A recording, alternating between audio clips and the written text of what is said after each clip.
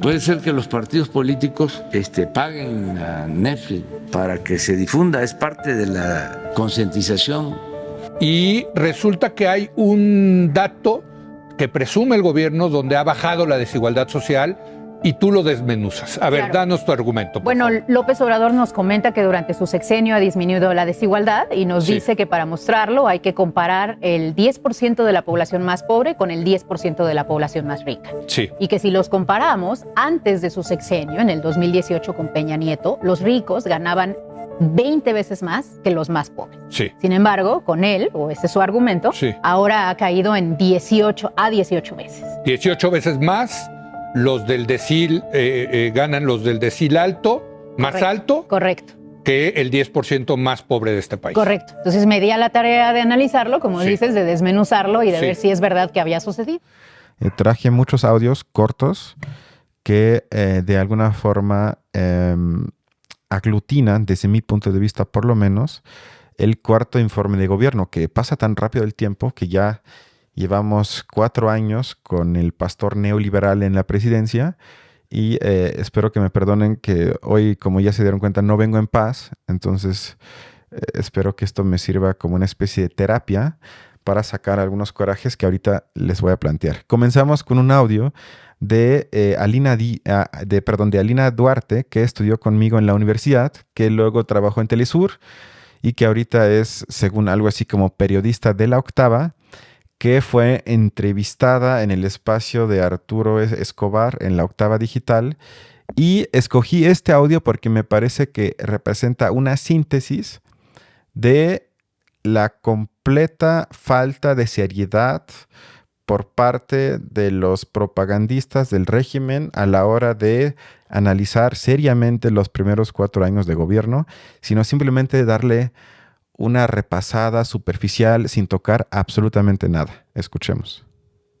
Pues creo que es definitivamente un gobierno y sobre todo comparándolo con la región, que ha habido procesos de protestas por el tema de la inflación, de desestabilización económica, política, social, pues creo que nos ha ido bastante bien, no ha habido dimisión de primeros mandos, ¿no? Como en países sobre todo europeos, ni cuestionamientos tan fuertes como el mismo presidente de Estados Unidos o procesos de condenar, por ejemplo, en el caso de Argentina, el endeudamiento que se dejó en sexenios anteriores, en periodos anteriores con Mauricio Macri, por ejemplo, y que dejó endeudado todo el país. Entonces, pues más allá de filias y fobias, creo que es un balance de una coyuntura que no ha sido nada buena y que nos deja varios temas todavía sobre la mesa. ¿Estamos mejor que otros países o menos mal que otros países? Hay muchos temas que hablar. Estados Unidos está peor. Y no hay protestas internas grandes contra el gobierno. Gracias. A menos que digas algo. O sea, aunque tratando de ayudarle un poco a esta persona, pues diciendo que aunque tratáramos de decir que pues bueno, no es como tú dices, ¿cómo dijiste? Apologista, no, dijiste algo más fuerte. Yo dije propagandista, pero si me pongo más ofensivo, sería una palera. Ok. O foca. Sí, bueno, pues yo no me gusta ofender a la gente, pero bueno, pues tampoco le puedo ayudar mucho, ¿no? Pues simplemente está presentando una postura sesgada, está dando una serie de datos y argumentos que aunque fueran datos obtenidos de la... Y no son datos, pues, Horacio. O sea, ella da... Bueno, es que justo eso quiero matizar. Aunque fueran datos, sí, okay, más bien, pues digo, van en una sola línea. Y eso pues no es una opinión política, ¿no?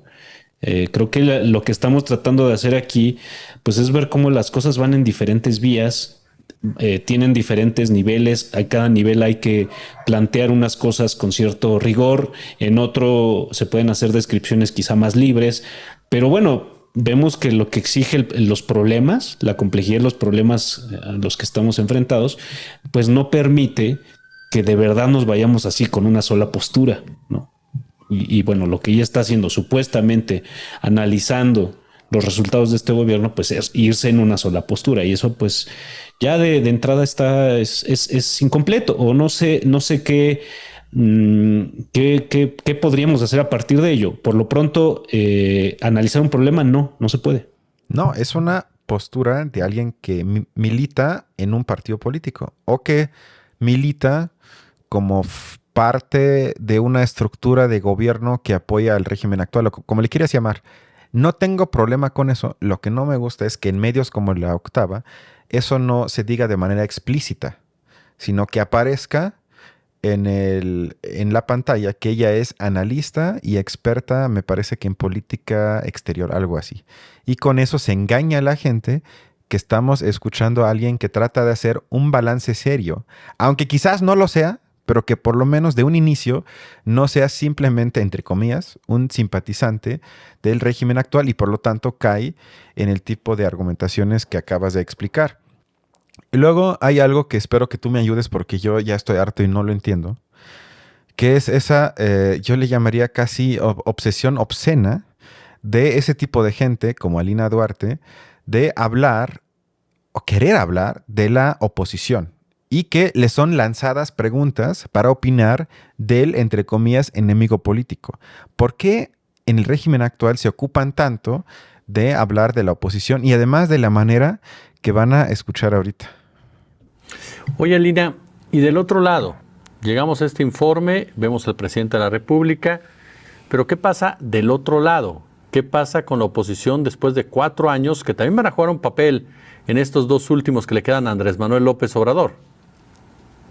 Mira, la oposición en este país, la verdad, yo quisiera que fuese una oposición realmente digna, ¿no? De argumentar, de poner debates sobre la mesa.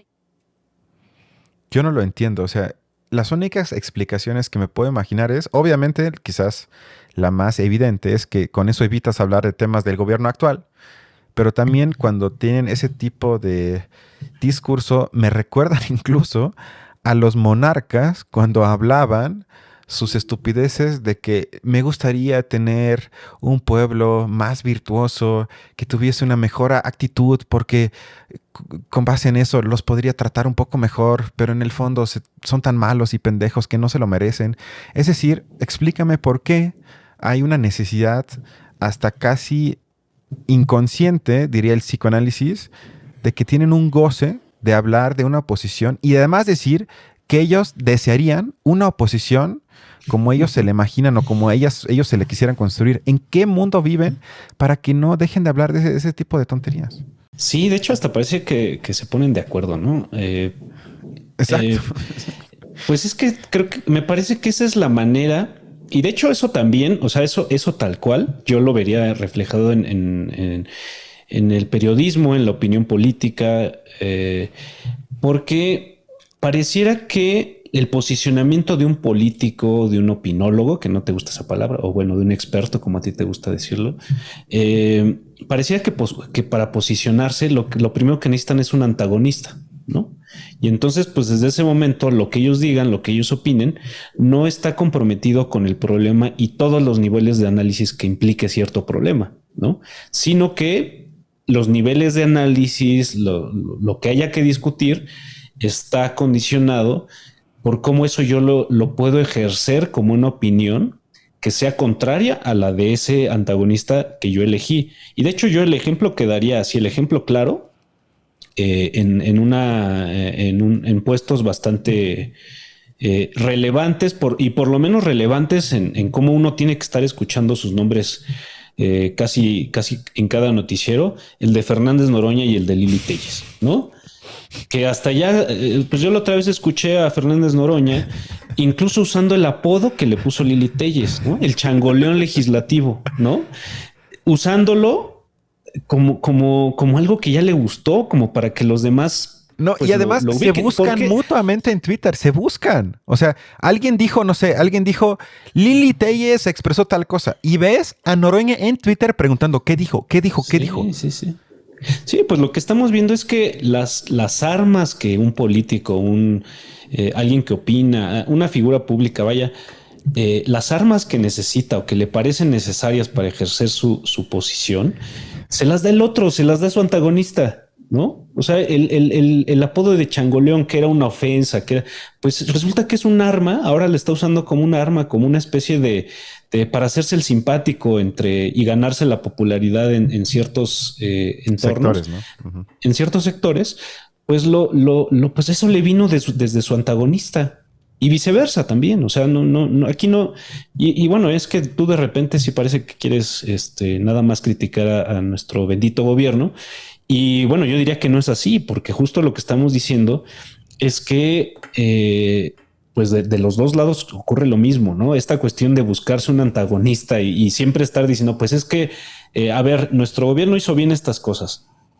Y la oposición está mal. O sea, ¿qué tiene que ver? O sea, si lo que estamos tratando de analizar son los problemas, son los niveles de complejidad, que yo diría, pues a mí lo que me preocupa sobre todo y un poco en el tenor de lo que hemos estado hablando es cómo le hacemos para que la izquierda, de acuerdo con sus definiciones, se parezca en la definición a lo que sucede en la realidad. A ver, eso es lo que a nosotros nos preocupa. Sí, ¿no? estoy de acuerdo. Y sin embargo, pues si eso tú lo tratas de poner en una discusión en una cámara de diputados, en cualquier programa de la televisora que quieras o incluso también de la estación de radio que quieras, pues lo que va a suceder es que eso se va a convertir en un, así como una especie de pack, una especie de como si viéramos dos columnas del procesador, de un procesador de textos, como si en una columna cupieran ya perfectamente los argumentos que pues, seguramente va a usar uno y del otro lado los que va a usar el otro. Es decir, en eso se convierte, ¿no? Pero es que ojalá fuesen argumentos, o sea, ojalá hubiese un debate político, aunque sea a nivel personal, entre Lili Téllez y el que sea, sobre si debe haber un impuesto a la herencia, sobre si debe de haber un mayor salario mínimo, sobre si se debe de usar el ejército o no, pero no hay, si no es un debate sobre si ella es una clasista por llamarle Chango León, y si Chango León implica tal cosa, y se le habló feo, y si le, o sea, ni siquiera llegan a una discusión política, aunque sea a nivel personal. Yo con eso ya me daría por bien servido. Sí, que bueno, que se pongan de lo relevante sean los asuntos, los problemas, ¿no? Eso pues no pasa, no pasa en ninguna, o sea, no pasa de ninguno de los dos lados y más bien el problema es que no sucede en el escenario público, que es donde todos tomamos, así cualquier participante de la sociedad, pues toma sus propias posturas, ¿no? Sí, bueno, exacto. quizá a lo mejor nosotros justo estamos haciendo este podcast para justo contrarrestar eso. No, yo ya no. Yo nada más aquí es... Tú quieres ganar dinero y... No, es catarsis, ya nada más en mi caso. Yo ya no aspiro a proponer pues... absolutamente nada. Yo ya estoy en algo mucho más cínico. Hablando de cosas importantes, y para que veas que no me queda de otra que criticar al gobierno, porque ese tipo de, yo le llamaría banalización de las discusiones públicas, viene desde arriba. En Alemania hay un dicho que dice, el pescado apesta desde su cabeza. En este caso, veamos a la cabeza apestosa del presidente. Espero que YouTube no me censure esto. Un respeto, por favor. Pero vayamos con un audio de AMLO. Imagínense que sur ce dossier, un expresidente, la vergüenza para los mexicanos. le président El Calderón presidente Calderón pouvait no podía tomar decisiones. Síguele. pas décider sans son ministre de l'Intérieur. Sin que regresa su ministro del Interior. ¿Quién? De seguridad. García Luna. Él dijo que es una vergüenza, a ver, para que se entienda. Eso fue un audio de hace como una semana, cuando en Netflix sale la serie sobre Florence Cassés, que se hizo pues, prácticamente viral, porque todo el mundo me dijo que debo de verla. Y fue presentado entonces un extracto de la serie en la mañanera, en el cual el expresidente de Francia, Nicolas Sarkozy, da una entrevista y expresa que se sentía muy incómodo o le parecía muy raro que el presidente de ese entonces mexicano, Felipe Calderón, no se atrevía a tomar decisión alguna sin consultar el hoy preso y exsecretario de Defensa, Genaro García Luna. Y eso, Obrador dijo que le provoca vergüenza. Y yo nada más le contesto al presidente que a mí me provoca vergüenza que él se asuma de izquierda y no tome decisión alguna en su gobierno sin consultar a los potentados económicos. Tiene su consejo de asesores empresariales, los hombres más ricos de México, y no toma decisión importante sin consultarlos. Eso a mí me avergüenza. Entonces, en vez de hablar del pasado, que se ocupe, por favor, de las vergüenzas en el presente. Es que a veces lo difícil de esto es justo no entrarle a lo mismo. O sea, es decir, lo que dije hace rato, ¿no? De cómo, pues justo como nosotros vemos que en el escenario público, donde están estas grandes figuras que logran un posicionamiento, dígase políticos, dígase gente que opina, dígase conductores de noticieros, nosotros pues es de lo que somos testigos todo el tiempo, ¿no? No por nada lo que llegamos aquí a este podcast a hacer pues es compartir audios extraídos de ese escenario público, ya filtrados quizá, pero de todos modos es hacer eso. Y bueno, pues sí, la tendencia que nos surge a todos pues es luego tomar un bando de acuerdo con las fichitas que nos pusieron en la discusión esas figuras, y que pareciera que como ellos se pelean unos contra otros, pues esas fichitas están bien localizadas o de un lado o del otro. Y entonces, no, pues a mí me digo, con todo lo que dije hace rato, pues yo me voy con Fernández Noroña, sin dudarlo, ¿no? Y entonces cualquier cosa que se diga contra Fernández Noroña, pues yo tendría que estar tomando así de su fila de fichitas y ver con cuál entonces tengo que contestar este ataque que viene de este otro lado. Cuando uno dice, bueno, no, es que incluso con las palabras que usan para referirse al presidente, es que el cacas, es que todo este conjunto de insultos, ¿no? Pues a mí me parece que hacer eso, pues es justo ir a ver de qué lado tome las fichitas en la mayoría de los casos. No estoy diciendo que tú lo estés haciendo ahorita, pero sí te aseguro que quien escuche esto pensaría que lo estás haciendo en efecto, ¿no? A mí me parece que esa ni es tu intención, ni es la mía, ¿no? O bueno, no sé, con esa cara que estás poniendo a lo mejor sí. Sí, estoy algo escéptico ante tu argumentación, pero para que sufras un poco más, pero luego prometo que va a ser, insisto, no menos triste, pero mucho más analítico y correcto. Pero antes que eso, un último audio de la sección ¿Quién es quién en las mentiras? Según la más reciente encuesta del Universal, el 80% de los entrevistados están de acuerdo con la participación del ejército en las labores de la seguridad pública, lo que coincide con la buena imagen de las Fuerzas Armadas que tienen los datos de la encuesta del INEGI sobre la confianza en las Fuerzas Armadas y en la Guardia Nacional. Qué fácil, ¿no? Si el pueblo lo aprueba con base en unas encuestas que ella cita, entonces estamos haciendo absolutamente todo bien. Y a lo que iba con el audio es que ya también estoy harto de que se santifique prácticamente a la figura del pueblo, es decir, que se enaltezca a tal grado que se convierte en algo sagrado, sabio y por lo tanto intocable, y en consecuencia en una figura que no se puede equivocar. Y eso conecta un poco con lo que comentaste hace rato sobre Chile, donde también hay algunas figuras que argumentan que no pasa nada. Si el pueblo dijo que no, por algo ha de haber dicho que no. Los que estamos mal somos los que escribimos o apoyamos el texto que estaba escrito. Se asume de antemano que hay una especie de voluntad colectiva que tiene una sabiduría que no se puede equivocar. Y otra vez, no hay nada más conservador y no hay nada más de derecha que ese tipo de posturas. Pues sí, digo, yo no sé si ubicaría eso como conservador, pero sí de una postura muy dura de un gobierno que quiere asumir que está hablando del pueblo como si hablara de una masa uniforme, ¿no? Y eso, pues...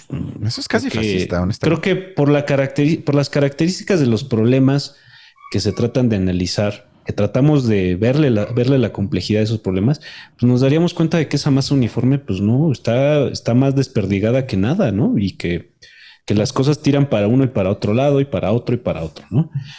Pero bueno, yo volviendo a lo que decía hace rato, pues sí, a mí sí me gustaría pues evitar pues caer en este tipo de críticas que se vayan sobre la persona, ¿no? Pues que incluso ahí pues uno termina dando una serie de argumentos falaces, ¿no? Diciendo que si uno está criticando realmente el argumento o el problema, pues termina yéndose sobre la persona. La descalificación ad hominem, es decir, en contra de la persona, exacto, en vez del argumento. Tú, y eso lo digo muy en serio, si algún día caigo en eso, me lo señalas y me distancio de eso, porque me parece que otra vez se hace muchas veces desde la mañanera que en vez de criticar un argumento que se da en contra del gobierno, se trata de descalificar al mensajero, que por qué es tal cosa, que por qué es otra cosa, y yo no quiero caer en eso. Entonces, otra vez me tengo que defender que no edité el audio, pero después de tanta tontería, ahora sí vayamos a lo... Sí, ya lo serio. Ahora ya vayamos, yo no sé si serio, pero por lo menos relevante. Y para comenzar, vamos a escuchar un audio que refiere muy brevemente algo que expresó el mejor amigo del presidente Carlos Slim la última semana. Escuchemos. El empresario Carlos Slim dijo que la pandemia de COVID-19 provocó una crisis económica profunda, por lo que propuso elevar a 75 años la edad de jubilación y recordó a empresarios la opción de implementar una jornada laboral de 3 días a la semana durante 11 horas para abrir espacio a otras personas. Bueno, Slim, de los hombres más ricos de México, forma parte, obviamente, del Consejo Asesor Empresarial del presidente, el cual consulta antes de cualquier toma de decisión mínimamente importante. Y puse este audio porque casi me dieron ganas de vomitar al escucharlo, porque, primero, si esto no es lucha de clases, yo no sé qué es lucha de clases. Esto es lucha de clases de arriba para abajo. ¿Por qué? Porque, para comenzar, elevar la edad de jubilación 10 años, de 65 años a 75, eso sería un cambio gigantesco. Hay en muchos países, los partidos conservadores plantean a veces que se suba 2 o 3 años y ya provoca un escándalo. Y Slim propone subirlo 10 años, es decir, que la gente se jubile hasta los 75 años. Ahora, nada más un dato. La esperanza de vida de los varones en México es de 73 años. De las mujeres es 78 años. Es decir, en promedio, digamos, 75 o 76. En pocas palabras, el hombre, o uno de los hombres más ricos de México, plantea que trabajemos hasta la muerte.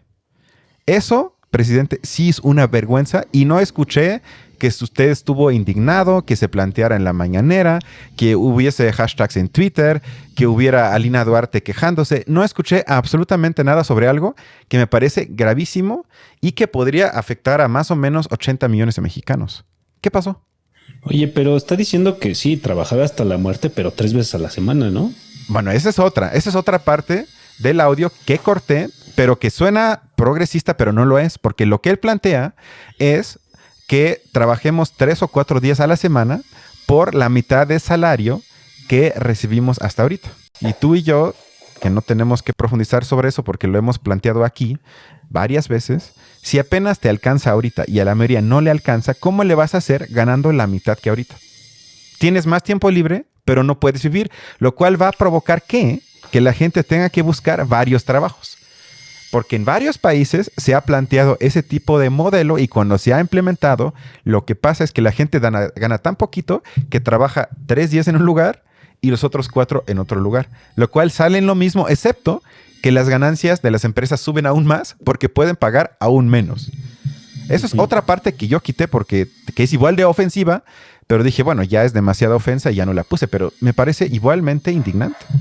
Sí, porque aquí estamos tratando de analizar el problema de acuerdo con pues ciertos aspectos que son ingredientes de ese mismo problema, que es justo pues la condición base de desigualdad en la que viven todas esas personas a las que supuestamente se va a aplicar una política laboral como esa, ¿no?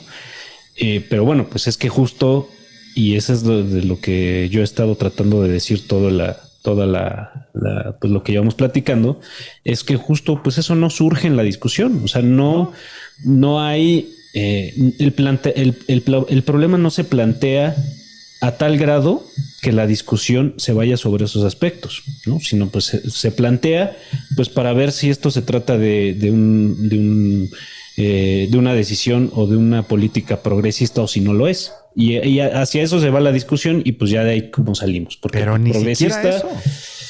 Tú dime, ¿en dónde estuvo Julio Hernández, Carmen Aristegui, la octava, que dijera, ok, vamos a tomar esto que dijo uno de los hombres más influyentes del país para discutir los pros y contras que seguramente hay desde la derecha y la izquierda de ese tipo de ideas? Yo encantado, pero yo no vi ni un programa, ni una discusión, aunque sea de 30 minutos, sobre lo que expresó el ingeniero Carlos Slim. Nada, fue ignorado. Sí, ahora, pues ya nada más, digo, porque ahorita si no lo digo se me va a olvidar, ya me conozco. Otra de las cosas que están ahí muy presentes es cómo, pues sí, desde todo este conjunto de argumentaciones que van o que terminan, no sé si la intención sea a veces esa, pero que terminan tratando de defender al gobierno o de elevarlo hacia dimensiones históricas como el mejor gobierno que hemos tenido, pues es justo también como mantener también este espíritu de celebración, ¿no? De celebración porque pues por fin ganó un gobierno de izquierda, arriba todo lo que sea progresista, y sin embargo, bueno, como dijeron un par de personas que escuchamos en los audios, pues bueno, es que ese espíritu de celebración pues nos cuesta, bueno, primero nos vuelve negligentes y nos cuesta que los problemas justo no se lleven al nivel de análisis que deben llevarse. Y pues me parece que a veces, volviendo un poco a lo que decía sobre Carlos Slim, pues es que también, si te das cuenta, muchas veces la figura de Carlos Slim también llega a colocarse en las discusiones de esa manera. Por un lado, pues desde la gente que parece que le quiere aplaudir todo lo que ha hecho por el país o incluso, pues como para decir, ay, es que es un hombre que es el mejor ejemplo de una persona que si quiere se supera, ¿no? O de ahí para arriba, ¿no? Todos los calificativos buenos que le quieran poner. Y por el otro, pues no, pues es el Lex Luthor de nuestra realidad mexicana, ¿no? Pero bueno, vuelvo a lo mismo, es el que critica eso, el que critica esa defensa de Carlos Slim, pues es como un amargado que no quiere reconocer en otra persona pues las facultades que tiene o las virtudes que tiene, ¿no? Pero es justo eso, ¿no? Es como tratar de mantenernos siempre en que lo que nos gusta tenemos que defenderlo y tenemos que festejarlo, ¿no? Y lo que no nos gusta, pues tenemos que echarlo a perder, como echarle a perder la fiesta a otros, ¿no? Y bueno, un poco ya nada más para cerrar esta opinión, pues es tratar de mantener ese espíritu festivo. Pues lo que nos cuesta es que los problemas pues no los pongamos en el nivel de discusión que sería más útil, ¿no? Hablando de problemas, vamos con aunque me duela porque él se autoasume como neoliberal, con alguien que sí hace un trabajo en su programa periodístico. Con Leo Zuckerman en su programa La Hora de Opinar. Esa ceja se levantó como 1 centímetro arriba de su nivel. Estoy de acuerdo porque es algo que me duele. Y sobre todo me parece luego incomprensible que él sea el único que por lo menos yo vi la última semana que tematizó los datos de desigualdad presentados en el cuarto informe, que se supone que debe ser el tema de cajón de cualquier tipo de periodismo de izquierda, desde mi punto de vista por lo menos, y más en un país como México, pero el único que lo plantea de manera más o menos profunda. Estamos hablando de 10 minutos en su espacio, que no es mucho, pero entre eso y nada. Y para eso tuvo como invitada a la doctora Viridiana Ríos, que escribió un libro que se publicó hace poco que se llama No es normal. Se lo recomiendo bastante, aunque sus conclusiones sean un poco, desde mi punto de vista, teóricamente cortas, pero el diagnóstico en el libro me parece bastante acertado. Bueno, ella está en el programa para tematizar justo lo que fue ignorado por los disque grandes comunicadores de la 4T. Y entonces ella... ¿De izquierda o de la 4T? Ya no me... De la 4T, porque se asumen de izquierda, pero me gustaría un día explicarles por qué no son de izquierda. Pero como eso no va a pasar, por lo menos en este espacio quiero dejar claro que quien hoy en día se identifique con la 4T tiene de izquierda lo que yo tengo... Bueno, dejémoslo ahí. Muy, muy poco. Porque si no, este video de plano se va a bloquear en los espacios. A lo que vamos entonces es la pregunta, muy importante, por lo menos para mí, que me considero de izquierda, si ha disminuido la desigualdad durante el gobierno de López Obrador. Escuchemos a Viridiana Ríos.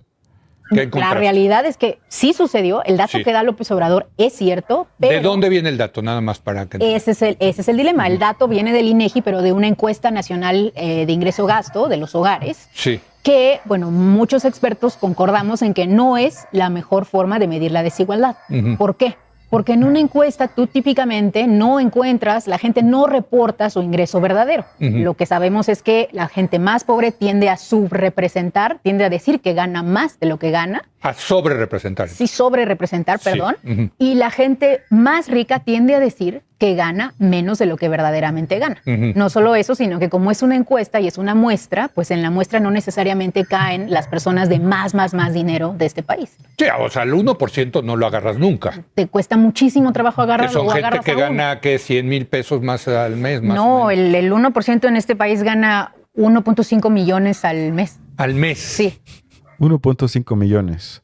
Tú y yo casi estamos ahí. Creo que nos faltan Al como mes. 5 meses para No, más llegar bien a nos ese- falta, nos falta tiempo, ¿no? O sea, necesitaríamos meses que duren 2 años, ¿no? Más bien, Bueno, 1.5 en tu caso, en el millones. mío todavía más. Tal vez tendría que trabajar como 15 años y si no gasto un peso, tal vez llego a 1.5 millones. Pero bueno, ya fuera de cualquier tipo de broma, me parece interesante porque por lo menos se trata de analizar seriamente unos datos presentados en el cuarto informe. Bueno, ahorita tú me vas a decir por qué no. Porque sí me parece interesante que esto refleja que si bien los datos no mienten, uno puede mentir o por lo menos aparentar cosas que no existen con datos. Porque depende justamente, como ella expuso, de la metodología a la hora de levantar esos datos. Es decir, primero, cómo formulo la pregunta y luego en qué contexto responden los sujetos. Y eso existe en todas las partes del mundo, que la gente pobre tiende, por vergüenza o por algún tipo de miedo al estigma, de decir o confesar más bien de no confesar que tampoco gana en ese tipo de encuestas, por lo tanto quedan sobre representados y la gente con más dinero tiende, por otro tipo de estigma que no quieren sufrir, tiende a dar el dato subrepresentado, es decir, que ganan más de lo que realmente contestan en las encuestas, lo cual lleva entonces a una falsificación o a unos datos que no corresponden con la realidad. ¿Cuál es tu contrapunto? Pues mi contrapunto es pues que justo tú hace rato me hacías un señalamiento, ¿no? Cuando yo dije algo que supuestamente eran datos, ¿no? Y bueno, acá también no podríamos, o sea, sobre todo te diría, no hay datos en la correlación que está tratando de hacer esta persona. Sí podría hablarse de datos y de hecho ella misma dice, bueno, es que estos datos sí se pueden, a lo que habría que decir, se pueden colegir o se pueden comprobar en determinado instrumento que numéricamente los extrajo por medio de una encuesta, etcétera, etcétera, ¿no? Sí habría ciertos datos, ¿no? Pero decir que esos datos se correlacionan con otros supuestamente datos que son los de la gente pobre tiende a sobreestimar Sociológicamente sus ingresos. está comprobado. Bueno, y estás presentando datos de la misma naturaleza que esos otros datos que obtuviste por una encuesta. No, estás haciendo una correlación de datos que por un lado me parece se obtienen de un estudio cualitativo y por el otro de datos que se obtienen por un medio estadístico. Por lo menos así lo presentó esa persona. Si tú me hablaras de datos que establecen una correlación en términos de la misma naturaleza, voy de acuerdo, pero ese tipo de correlaciones, y ahí te devolvería el argumento que tú me mencionabas hace rato. ¿Dónde están los datos? ¿Dónde hay datos? O sea, si con datos nos referimos Fake a algo news. que se pueda Fake que news. se pueda que se pueda corroborar con números, básicamente. Bueno, pero si no es así, pues hay que presentar las cosas de otra manera. Ahí es donde sí me parecería que fuera de que me parezca que es una opinión o un aporte lo que acabas tú de presentar de esta persona, yo podría considerar que así es. Sin embargo, pues no deja de ser algo que pasa por una opinión medio que podría prestarse a la manipulación. Entonces, Ahí está. Te voy a hacer como te Donald devuelvo, Trump ahí en te sus devuelvo conferencias tu de audio, prensa. así. Tú eres fake news y ya te voy a quitar el micrófono. No, es que, a ver. Sí, son lo mismo, están cortados con la misma tela tuya. O sea, prácticamente. Tienes un punto quizás por mi exposición incompleta, pero lo que ella hace, y creo que eso es muy difícilmente, por lo menos se podría se podría contradecir, es que ella toma como base, como cualquier economista seria o serio, no los resultados de encuestas del INEGI de cada país, sino cómo se sacan los datos económicos serios en cada país, se sacan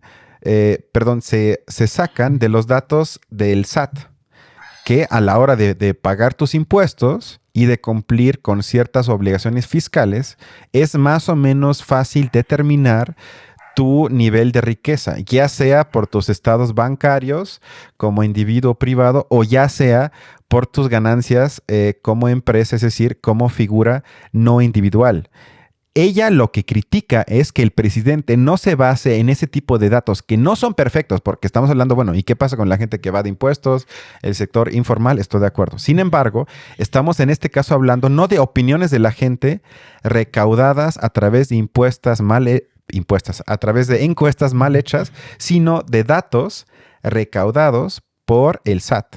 Y lo que hace Obrador no es basarse en esos datos, sino él toma como fundamento los datos recaudados por el INEGI. ¿Por qué? Porque representan una imagen de reducción de desigualdad que no corresponde con los otros datos recaudados por el SAT. Por lo tanto, me parece, pues, ¿cómo se podría contradecir eso? Alguien está engañando y no es Viridiana Ríos la que está engañando.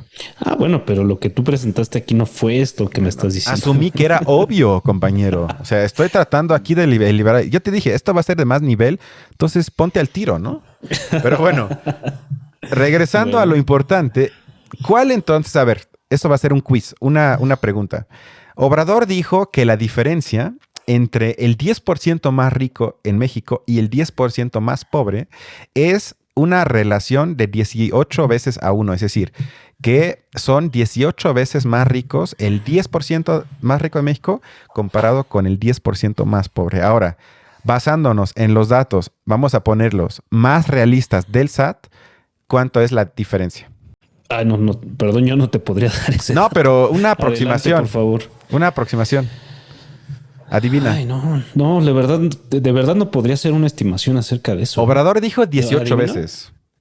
Si no es eso, No, obviamente pues, es más alto, o sea, pero ¿cuánto? Pues unas 50 veces, quizá. Eres bueno. Escuchemos a nuestra compañera Viri. El dato ya ajustado. Ajustado. ¿Cuánto gana el 10% más rico de este país? El 10% gana 200,000. ¿200,000 al mes? 200,000 al mes, por hogar. No por hogar. persona, por hogar. Okay. Entonces, si tienes 2 ingresos, serían 2 personas que ganan 100,000 en promedio. Exacto. Pero si ¿Y el más bajo? ¿El decil más bajo? 3,000 pesos, 3,200. 3,200. Por hogar. Ok, como somos buenos en matemáticas, la correlación es más o menos 68 veces más. Estuviste más o menos cerca.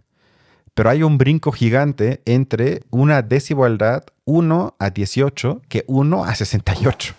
Es decir, no estamos hablando de que sea un poquito diferente, una falla pequeña en la construcción de números, sino estamos hablando de algo que es 3 o 4 veces más desigual que lo planteado en el informe oficial por el presidente. Y esto lleva al siguiente audio, y creo que ya complementa lo que acabamos de discutir ahorita, es que ¿esto qué significa entonces ya en términos concretos para el nivel de desigualdad existente bajo el gobierno de López Obrador? No, esas son como cerca de 70 veces, porque ya es el dato ajustado. Exacto. De hecho, ese es el gran problema, que el dato que nos da López Obrador es el dato no ajustado, es el dato no correcto, y entonces con ese dato pues le va muy bien, digamos, a su sexenio. Pero con el dato verdadero, sí se disminuye un poquito la desigualdad, pero la razón por la cual sucede, y eso es lo más importante, es porque observamos que todos los niveles de ingreso en este país están ganando menos. Es decir, objetivamente, entre comillas, como todos ganan menos, lo cual no es culpa exclusivamente del gobierno, yo diría que quizás en ese caso es muy poca culpa por parte del gobierno, sino que tiene que ver principalmente, por lo menos, con la guerra actual entre Rusia y Ucrania, que afecta a las cadenas de suministro y obviamente también por la apenas, se podría decir, terminando pandemia. Esto provoca entonces que en los datos haya una leve disminución a la hora de medir la desigualdad, lo cual seguramente no podría ser festejado como un logro, sin embargo, es presentado como uno en el cuarto informe. Sí, tiene mucho cuchareo. Ahora, eso a mí me parece que no excluye la posibilidad de que también este tipo de opiniones tengan un cuchareo, ¿no? Nada más. ¿Pero cuál?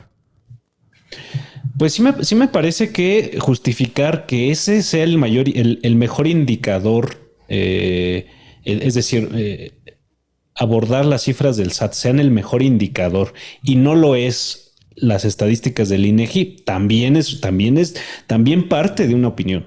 Claro que lo es. Claro que no. Y al ser una opinión, tiene que ser justificada. Digo, no me parece. Digo, a mí, por ejemplo, un asunto donde me parece que ocurrió exactamente lo mismo, pues es, por ejemplo, en la subestimación de los casos de COVID durante toda la pandemia, ¿no? Se sabía, porque eso sí se dijo, que sí había otras maneras de llegar a una estadística, por lo menos un estimado del número de casos reales de contagios de COVID.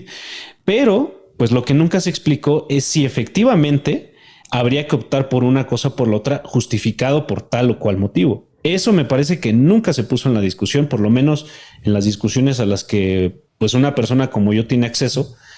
Y pues en este caso también está ocurriendo lo mismo. Sí hay cuchareo, o sea, es evidente que lo hay, ¿no?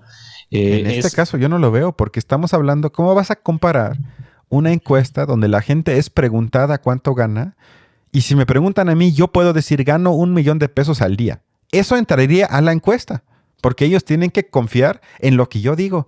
Sin embargo, los datos del SAT, no, digo, puedo engañar, pero en ese caso ya me arriesgo muchísimo porque puedo caer en una especie de fraude fiscal con consecuencias legales jurídicas. Es decir, ¿cómo vas a comparar un dato numérico con una opinión que está influida por prejuicios, estigmas y lo que sea por parte de encuestas del INEGI? Para mí eso no tiene punto de comparación entre nivel de seriedad. Pues yo lo que te diría, bueno, por más que haya un mayor nivel de seriedad, porque hay, bueno, es que quitaría lo de seriedad, hay más datos numéricos. Lo que sí te estaría diciendo es que, pues por lo pronto estarías analizando una población totalmente abstracta. Ajá. En el sentido de que dime si el 10% más pobre, si en los fenómenos de pobreza de verdad extrema, el SAT tiene un acceso a ese tipo de salarios o de datos sobre lo que ganan las personas que de verdad no ganan lo suficiente ni siquiera para declarar impuestos, para que su salario aparezca reflejado en una nómina.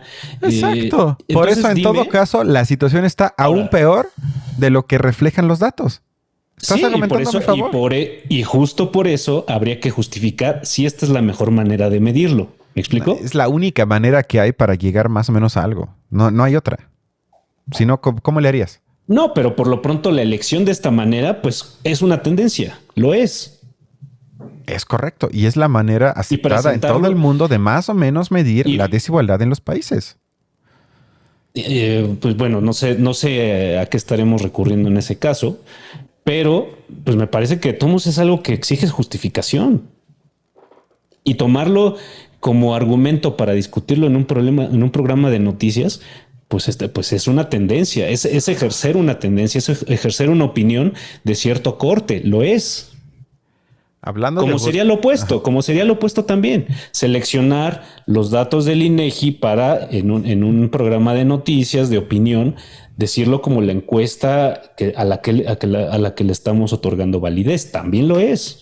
Bueno, pero eso es como si digo, voy a igualar un sondeo que yo hice en Facebook. Vaya, lo que yo estoy señalando es que objetividad no hay en ninguno de los dos casos. Ajá. Nunca dije eso. Lo único que yo diría es que unos argumentan con datos lo más serios posibles en este mundo actual y los otros argumentan con encuestas donde extraen datos que pueden presentar de tal manera para aparentar una realidad un poquito mejor que la anterior. Y si tengo que escoger y evaluar esos dos tipos de abordajes, pues me parece que uno se puede analizar y criticar, porque siempre se puede criticar, y el otro no es otra cosa que simple propaganda. Un lado se puede criticar como lo has hecho, pero el otro es propaganda. Punto. Es lo único que quise señalar. Pero hablando de propaganda, que es lo que tú ahorita haces, la última media hora. En los dos lados. ¿Ya? No, entre nosotros dos, el único que saca propaganda eres tú. Lo quiero señalar claramente y te voy a censurar. No, bueno, hablando ya en serio. Creo que sí me vas a censurar. Sí, te voy a censurar. Ya vi que lo estás haciendo. No. Aquí no hay libertad. Y nunca lo prometí, de hecho, nunca lo anuncié, sino aquí hay una monarquía.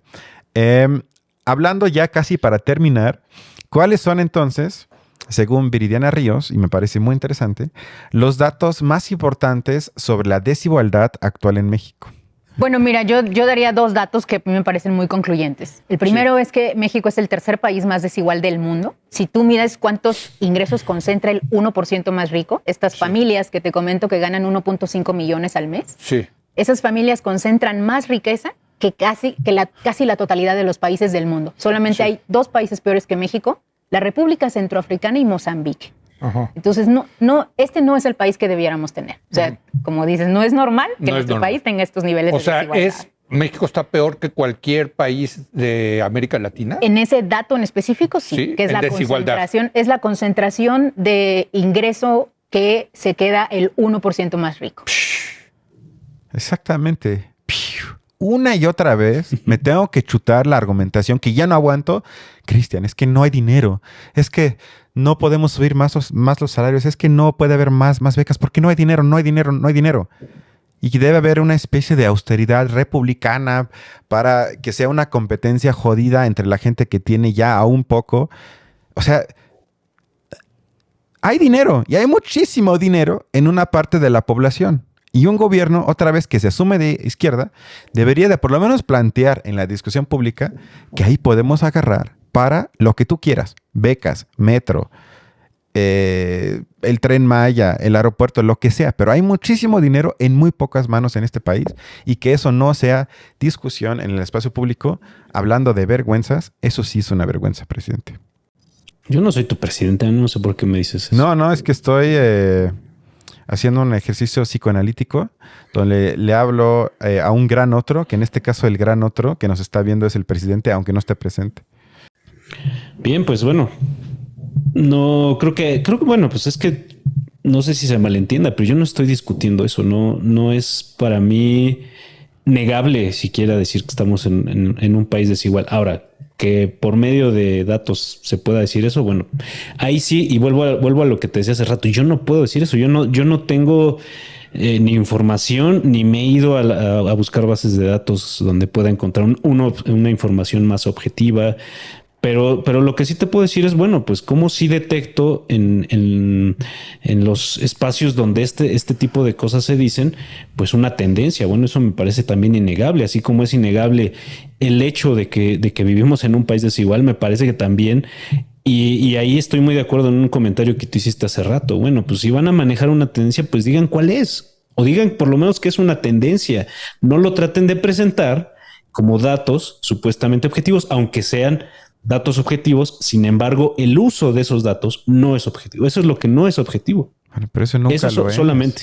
Pero cuando hay un desastre, señalarlo, eso no te hace un propagandista político. Hay una diferencia entre informar y analizar con datos y simplemente sacar programas de propaganda como las escuchamos hace rato de Alina Duarte o de quién es quién en las mentiras. A mí lo que me sorprendería es que digas que la intención de un programa como el de Leo Zuckerman sea solo informar.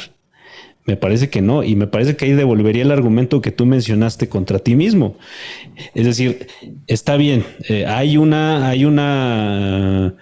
canal a través del cual se están comunicando esto, que es un canal informativo. Ajá. Pero al lado de eso, o incluso respaldando eso, hay una postura. Ajá.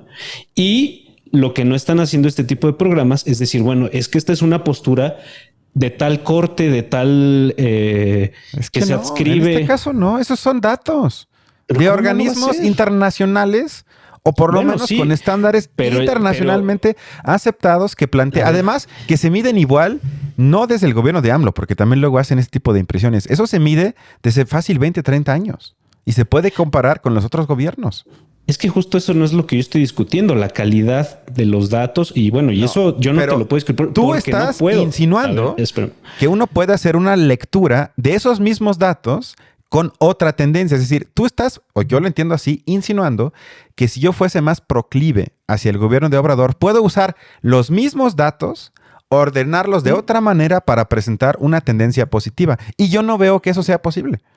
No, lo que estoy diciendo es justo eso, o sea, justo una de las cosas con las que empezamos, ¿no? Hay cosas que se miran desde el lado opuesto hacia los niveles de gobierno, ¿no? Y sin embargo, cuando se ocupan esos niveles de gobierno, pues bueno, justo es muy cómodo, o bueno, es muy, no es que sea muy cómodo, es muy fácil hacer que nuestra postura se instale y se ejerza desde este tipo de datos. Y no deja de, y como no lo era, y como no, así como cuando López Obrador hacía campaña y decía que la militarización y que iba a devolver perdón, no recuerdo el término exacto, pero a los batallones, si quieres, a los cuarteles, ¿no? Cuando él decía eso, estaba señalando, pues sí, un problema que todos tendríamos, si somos gente coherente, tendríamos que señalar como un problema. Y en ese caso lo estaba haciendo para ejercer una crítica a un conjunto de gobernantes, figuras públicas que consideraba sus opositores. Sí, es que justo es eso. Yo voté por el presidente y ahorita estoy... Y estás tratando de dar esta argumentación también. No. Lo único que estoy diciendo es que no existe tal agenda que tú tratas de insinuar, porque tú dices, en este programa de Leo Zuckerman, con la invitada, en este caso, de Viridiana Ríos, ellos tienen una agenda anti-Obrador que tiene que hacer explícito, porque si no, se deja la impresión de que están engañando con datos que están ordenando de tal manera de golpear al gobierno. Y eso no es cierto. Yo no mencioné engañando. O sea, eso sí no. Yo dije no estoy que lo estabas insinuando. Eso sí siento que estás insinuando, porque estás diciendo que este programa no es objetivo, que estoy de acuerdo, ninguno lo es. Y que como justo es a lo que yo quiero llegar, pero nada más. Pero a ver, tú dices que yo caigo en, o más bien que yo... no lo hice personal contigo. No, pero espérame. Somos amigos, ¿cómo voy a hacer eso? No. A ver, obviamente esto no es personal, pero tú dijiste que lo que yo ahorita dije con el argumento que no es argumento, que compartimos ese argumento que no es argumento, el hecho de que yo voté por AMLO y por lo tanto, eso es una falacia, estamos de acuerdo. Pero yo siento que el que dijo en todo caso entonces el lugar común eres tú al decir que ningún programa es objetivo. Yo nunca dije eso, ni Leo Zuckerman dice eso, y por lo tanto no entiendo exactamente entonces por qué resaltaste varias veces ese hecho. Porque me parece que cada vez que yo traté de decir que por más que al lado de unos datos como los del INEGI hay este otro conjunto de datos que son los datos que se extraen de información del SAT, etcétera, hay de todos modos la necesidad de justificar por qué se utilizan unos u otros, ¿no? Y en un programa de noticias, esa justificación implicaría que se está tratando de sostener una postura o la otra. Digamos, lo que tú me respondías ante eso es que justo esta postura donde se utilizan los datos del SAT no necesita justificación. No tendría por qué justificarse, tendría que validarse porque es objetiva.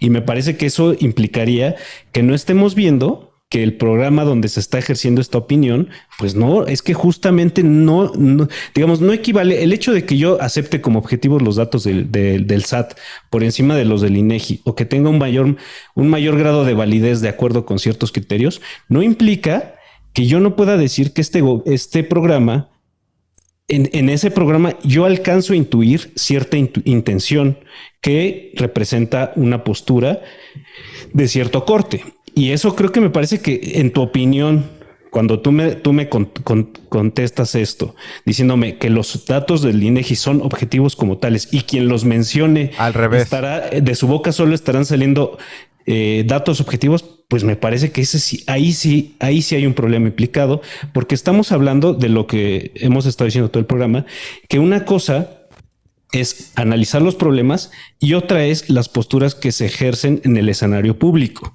sobre todo de escenario público de figuras que se quieren posicionar de una u otra manera. Si tú en este caso me dices que Leo Zuckerman no es una figura que se intenta posicionar de una u otra manera, pues ahí te diría que sí estás equivocado. Y lo dije. Creo que fue lo primero que dije. Que él se autoasume como neoliberal. Más claro, imposible. El problema, ¿sabes cuál es? Y qué bueno que ¿se asume? O sea, eso está...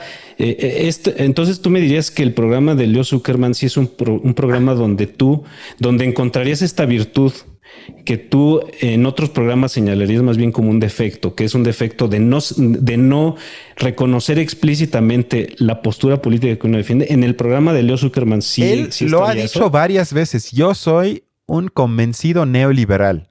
Y luego argumenta, y por lo tanto esto no me gusta. Es que a veces tiene invitados. Él ha hasta invitado a alguien como Paco Taibo, por ejemplo. Y cuando invita a Paco Taibo le reconoce. Yo no soy fan de Paco Taibo, pero hasta él le dice, tú eres de los pocos, se lo dice a Leo Zuckerman, que por lo menos se asumen como neoliberales.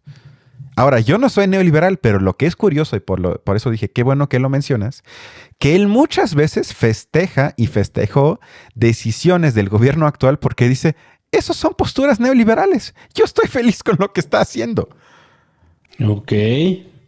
Bueno, entonces más bien lo que estamos descubriendo es que yo no escucho el programa de Leo Zuckerman y que a ti te encanta el programa de Leo Zuckerman. No, pero a ver, tú dime otro espacio que tenga más o menos audiencia en donde el conductor abiertamente acepte y programe su postura política. Casi no los ubico. Bueno, porque bueno, yo sí los programas que llego a escuchar, bueno, para empezar los escucho de una manera un poco más aislada.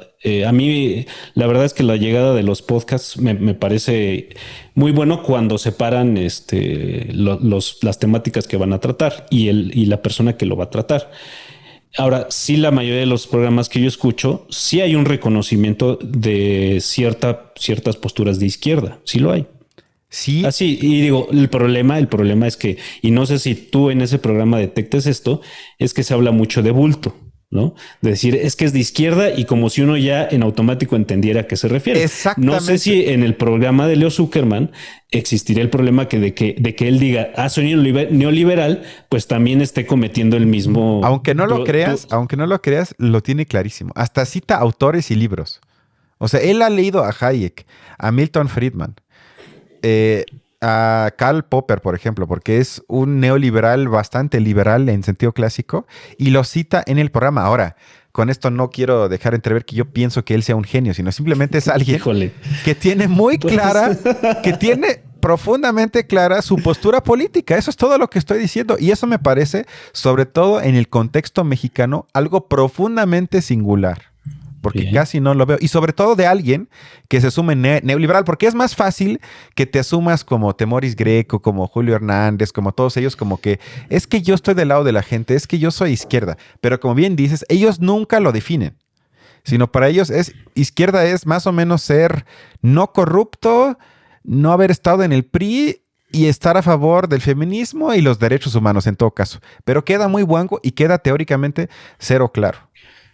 Pero bueno, no trates de distraer la atención de lo que, de hecho, es un acuerdo entre tú y yo. O sea, estamos, solo que un poco no me lo querías conceder, ¿no? El hecho de que recurrir a estadísticas de cierto corte, como las del SAT, o recurrir a las de otro, como las del INEGI, en un programa de noticias donde hay cierta necesidad de posicionar una postura, un análisis, lo que quieras, donde hay la necesidad de posicionarlo, pues recurrir a unas o las otras, pues implica una postura, ¿no? Y bueno, eso es lo que creo que estamos de acuerdo y que no tenemos por qué seguir discutiendo al respecto, ¿no? En eso estamos de acuerdo.